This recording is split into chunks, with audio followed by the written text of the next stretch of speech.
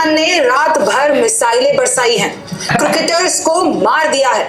भारत का dirty game चल रहा है, ये पाकिस्तान कह रहा है। अब आपको ये देखना है कि आखिरकार ये युद्ध किस स्तर पर चला गया है, कितना खौफनाक अब ये टू फ्रंट वॉर हो सकता है, भारत की इसमें क्या भूमिका है, किस तरीके से तालिबान ने इसका पलटवार किया है। रिमझिम के 5 पॉइंट्स में आपको यही जानना है आसान भाषा में कि पाकिस्तान ने रात भर कहां बरसाई है मिसाइलें। दूसरा देखिए अफगानी खिलाड़ियों की मौत क्यों हो गई, उनको मार क्यों दिया गया, क्या बोला तालिबान। तीसरा देखिए कैसे पाकिस्तान के रक्षा मंत्री बोले हैं कि भारत का कोई डर्टी गेम चल रहा है। चौथा देखिए किस तरीके से क्या होता है ये टू फ्रंट वॉर, कितना खौफनाक होगा, और अगर ये होता है तो इसमें भारत की, चीन की, पाकिस्तान की, अफगानिस्तान की किस तरीके से ये सिचुएशन एस्केलेट हो सकती है। पांचवा है कहां से शुरू हुआ पाकिस्तान अफगानिस्तान विवाद, इसका इतिहास क्या है, इसकी टाइमलाइन क्या है, सब कुछ आपको आसान भाषा में एकदम कहानी की तरह समझना। नमस्ते, मेरा नाम रिमझिम जेठानी है और आप रिमझिम के 5 पॉइंट्स देख रहे हैं। सबसे पहले आपको यही समझना है कि आखिरकार पाकिस्तान ने रात भर मिसाइलें कहां बरसाई हैं।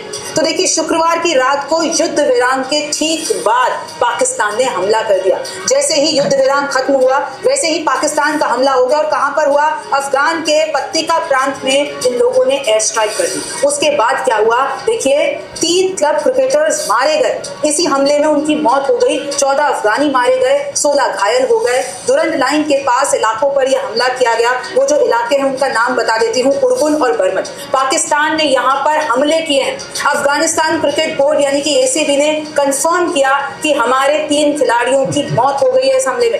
नवंबर सवाल ये उठता है कि रात की पहर में बॉर्डर के करीब, सही है, ड्यूरेंट लाइन पे, जबकि आपको पता है जंग लगी हुई है, क्रिकेटर कर क्या रहे थे। अगर वो वाकई क्रिकेटर थे भाई, अगर बम बनाने वाले क्रिकेटर बन गए तो फिर मैं समझता हूँ इनका बैटिंग कोच जो था वो नूर वली था, तो इनका बैटिंग कोच पे हमने स्ट्राइक करनी थी। बैटिंग कोच निकल गया क्रिकेटरों को फंसवा के। में फिर क्या हुआ कि पाकिस्तान में जो ट्राई T20 सीरीज होने वाली थी, तालिबान ने कहा हम वो नहीं खिलवाएंगे। अफगान सिर्फ 1.5 घंटे के अंदर पाकिस्तान ने तालिबान को निकाल फेंका। 1.5 घंटे के अंदर स्केड्यूल जारी करा और जिम्बाब्वे को हिट कर लिया।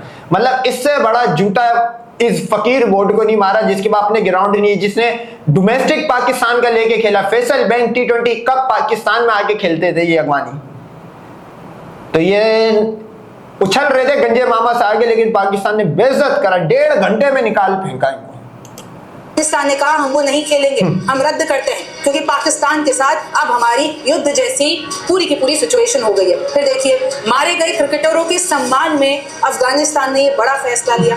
अफगानिस्तान का जो क्रिकेट बोर्ड उन्होंने कहा कि हम नहीं जाएंगे, पाकिस्तान नहीं हिस्सा लेंगे उस सीरीज में। टूर्नामेंट में मैं आपको बता देना चाहती हूँ पाकिस्तान, अफगानिस्तान और श्रीलंका की टीमें हिस्सा लेने वाली थी, लेकिन अब ये जो सीरीज है, अभी जो टूर्नामेंट है, वो अफगानिस्तान ने रद्द कर दिया। क्रिकेट मैच खेलकर लौट रहे थे खिलाड़ी और उन पर हमला हो जाता।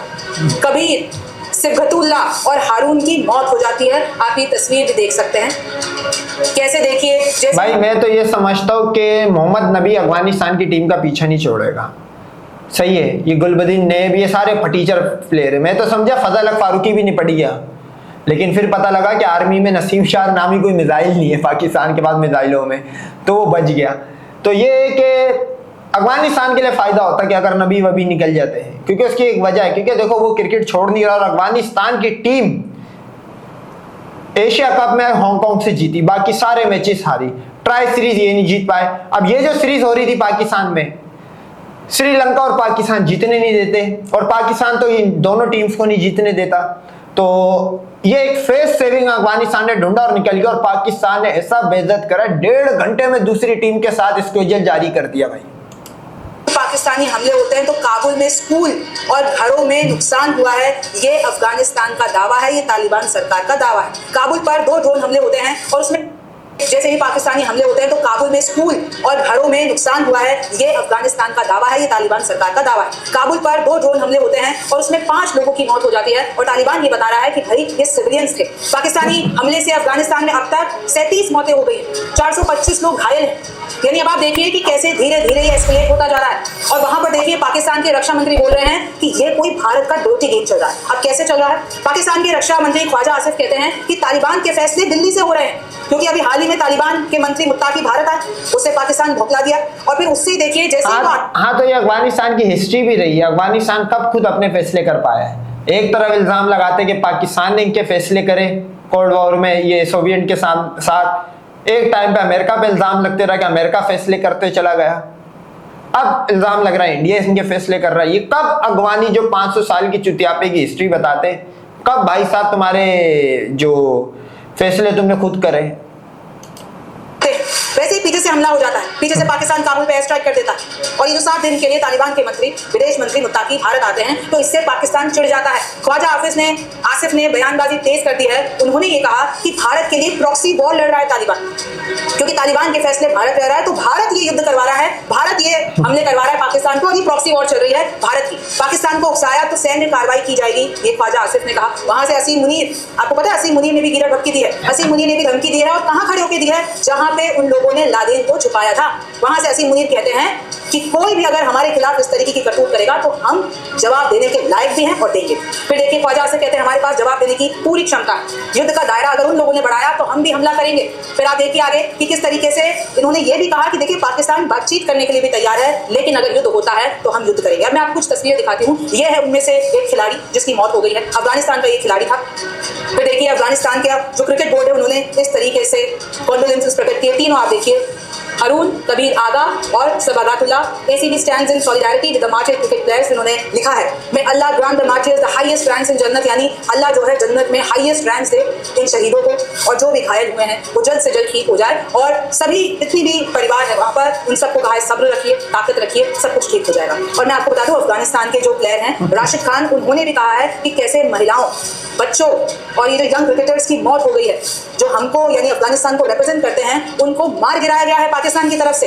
ये इमोरल है, ये बार्बरिक है और ये सिविलियन इंफ्रास्ट्रक्चर को ये लोग हमला कर रहे हैं, ये अनलॉफुल है, ह्यूमन राइट्स के खिलाफ है और अब इसका बदला लिया जाएगा। कैसे इनोसेंट लाइफ जो कैसे बदला लोगे?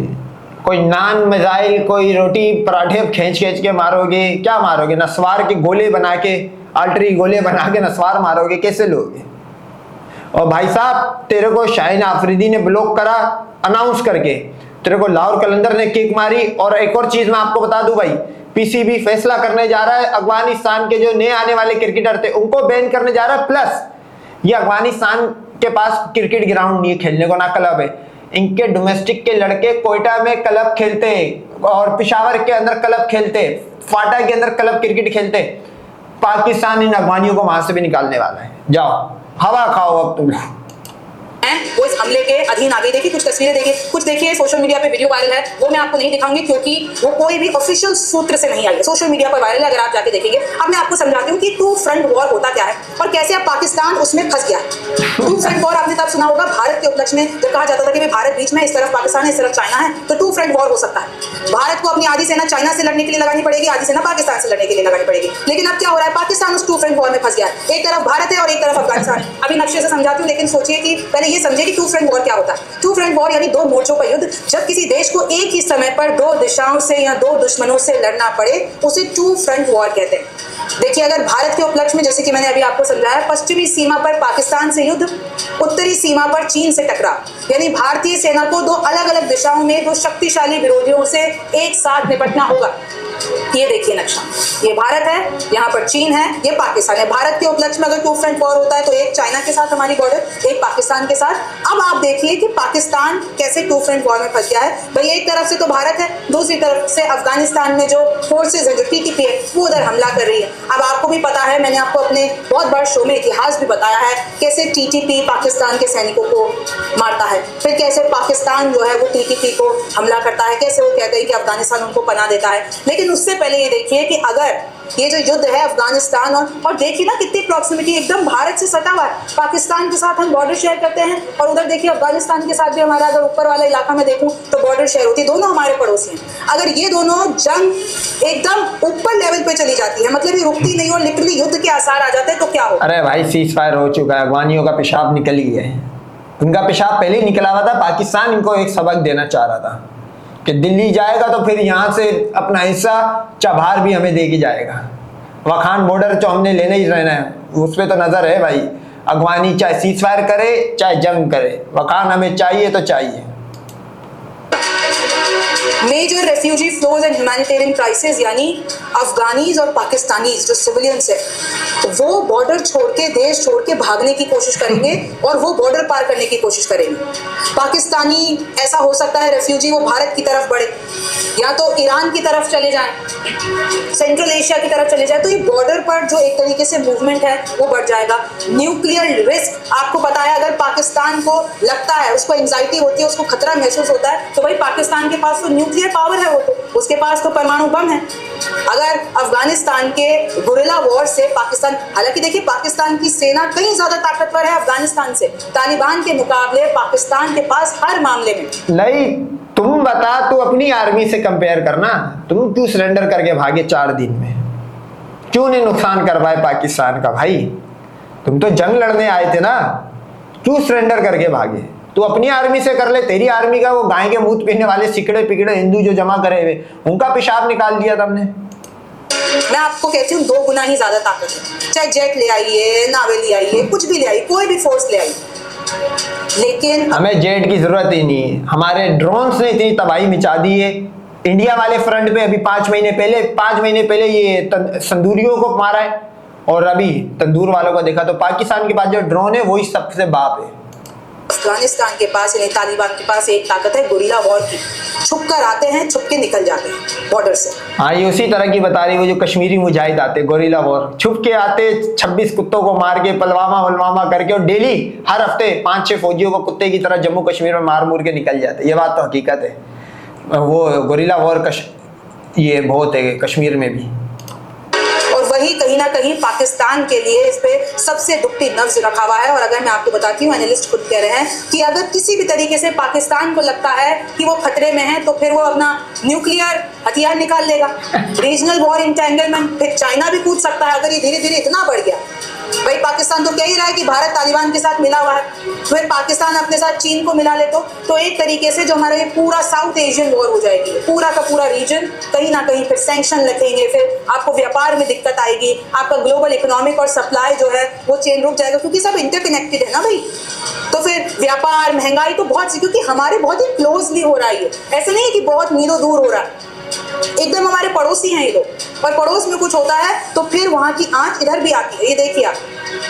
और आपको पता है कि ये जो लंबा जो ये विवाद मैं आपको बता रही हूँ, कहीं ना कहीं दुरंत लाइन है इसके पीछे। मैं आपको देखिए बता देती हूँ, पाकिस्तान है, ये कांधार है, ये दुरंत लाइन है, ये काबुल है, ये पेशावर है, और ज्यादातर ये जो बॉर्डर है ना दुरंत लाइन, इसके आसपास सारे हमले हो रहे हैं, क्योंकि इस दुरंत लाइन को पहले तो क्या हुआ करता था भाई, पहले पाकिस्तान तो था नहीं, पाकिस्तान तो 1947 में बना, तो पहले ब्रिटिश नहीं, उससे पहले तुम लोग क्या थे, गुलाम थे, या उससे भी 1000 साल पहले तुम क्या थे? तुम तो हमारी गुलाम थे मुसलमानों के। जैसे आज हो पाकिस्तान की सूरत में पाकिस्तान के गुलाम और डरते हो उससे, उसी तरह तुम्हारा तो भारत था ही नहीं ना कब भाई। ये तो इन्वेडर्स आते रहे ना, जो मुस्लिम जो राजा थे वो आते रहे, जिनको तुम अपनी बहन बेटियां पेश करते रहे। भारत हुआ करता था, और भारत कब हुआ करता था? ब्रिटिश भारत में जो ब्रिटिश रूलर्स थे उन्होंने ये कहा भाई हम एक लाइन खींच रहे हैं। 1893 में उन्होंने लाइन खींची, उन्होंने कहा कि अफगानिस्तान उस तरफ और ब्रिटिश भारत इस तरफ। लेकिन हुआ क्या, फिर गोरा बोलना, तुम्हारा ब्रिटिश भारत क्या होता है भाई? भारत क्या होता है तुम्हारा? तो भारत तो खत्म हो गया। देखो भारत, अगर ये बोलते पाकिस्तान हिस्सा था, तो पाकिस्तान टूटने के बाद भारत कैसे रहा? बांग्लादेश बनने के बाद भारत कैसे रहा भाई? ये गाय का मूत्र पीने वाला और सीता के साग सुराग की जो पूजा करने वाले, ये इसका आंसर नहीं दे पाएंगे। ये आप देख रहे हैं, ये पूरी की पूरी पश्तून पॉपुलेशन है, तो ये पूरा एक हिस्सा होना था। लेकिन ब्रिटिशर्स ने क्या किया, अंग्रेजों ने क्या किया, इस पश्तून पॉपुलेशन को 2 देशों में बांट दिया, यानी उनके बीच में, मतलब आप सोचिए कि एक ही घर में एक लाइन खींच दी, घर के आधे लोग एक देश के हो गए, घर के आधे लोग दूसरे देश के हो गए। तो आज तक भी अफगानिस्तान इस डुरंट लाइन को मानता नहीं है, कहते नहीं हमारा बॉर्डर नहीं हमारे, क्योंकि लोग उस नहीं मानता तो अब मान लेगा इस जलवे के बाद भाई, इसके अलावा और कोई हल नहीं है।